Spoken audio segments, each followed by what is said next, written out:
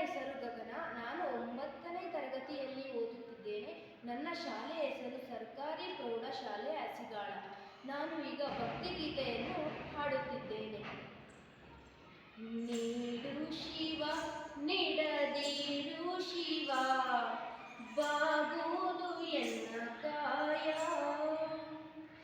ನೀಡು ಶಿವ ನೀಡದಿರು ಶಿವ, ಬಾಗುವುದು ಎನ್ನ ಕಾಯ. ನಾನೇಕೆ ಅಂಜಲಿ ನೀ ನನ್ನ ಅಂಬಲಿ, ನೀಡು ಶಿವ ನೀಡದಿರು ಶಿವ, ಬಾಗುವುದು ಎನ್ನ ಕಾಯ. ನೀಡು ಶಿವ ನೀಡದಿರು ಶಿವ.